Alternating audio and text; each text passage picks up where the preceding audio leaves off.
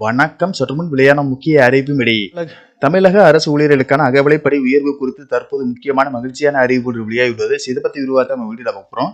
வீடியோவை கடைசி வரைக்கும் ஸ்கிப் பண்ணாம பாருங்க. வீடியோக்குள்ள போறதுக்கு முன்னாடி இந்த வீடியோ லைக் பண்ண பிரஸ் பண்ணிக்கோங்க. வாங்க வீடியோக்குள்ள போகலாம். தமிழக அரசு ஊழியர்கள் மற்றும் ஓய்வூதியதாரர்களின் நீண்ட நாள் எதிர்பார்ப்பை நிறைவு செய்யும் வகையில் ஒரு இனிப்பான செய்தி வெளியாகியுள்ளது. அகில இந்திய நுகர்வோர் விலை குறியீட்டின் சமீபத்திய புள்ளி விவரங்களின்படி அரசு பணியாளர்களுக்கான அகவிலைப்படி 5% வரை உயரக்கூடும் என தெரிய வந்துள்ளது. தற்போது நிலை வரும் விலைவாசி உயர்வு மற்றும் பணவீக்கத்தை கருத்தில் கொண்டு அரசு ஊழியர்களுக்கு வழங்கப்பட்டு வரும் 58% அகவிலைப்படியை 63% உயர்த்த மத்திய அரசு திட்டமிட்டுள்ளது. இதற்கான அதிகாரப்பூர்வ அறிவிப்பு மத்திய அரசால் வரும் மார்ச் மாதம் வெளியிடப்பட வாய்ப்பு உள்ளது.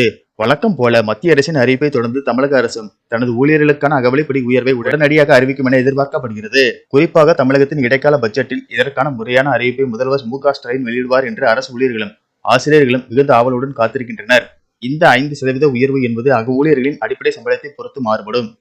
உதாரணமாக ஒரு ஊழியரின் அடிப்படை சம்பளம் 40,000 ரூபாய் எனில் 58% அகவிலைப்படியின் கீழ் அவர் 23,200 ரூபாயை பெற்று வருகிறார். இது 63% உயரும் போது அவருக்கு கிடைக்கும் அகவிலைப்படி 25,200 ரூபாயாக அதிகரிக்கும். இதன் மூலம் மாதம் 2,000 ரூபாய் வரை கூடுதல் வருமானம் கிடைக்க வாய்ப்புள்ளது. அடிப்படை சம்பளம் அதிகமாக உள்ள உயர்மட்ட அதிகாரிகளுக்கு இந்த உயர்வு இன்னும் கணிசமாக இருக்கும். வீட்டு வாடகைப்படி மற்றும் நிலுவைத் தொகை 7வது ஊதிய குழுவின் பரிந்துரைப்படி அகவிலைப்படி 50% கடந்து விட்டாலே வீட்டு வாடகைப்படி மற்றும் இதர படிகளும் தானாகவே உயர வேண்டும் என்ற விதி உள்ளது.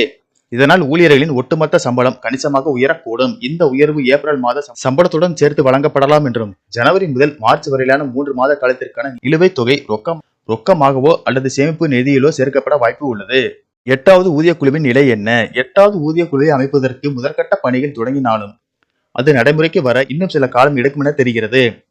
அதுவரை பணவீக்கத்தின் தாக்கத்தில் இருந்து ஊழியர்களை பாதுகாக்க இந்த அகவிலைப்படி உயர்வு ஒரு வலுவான அரணாக அமையும். நன்றி, வணக்கம்.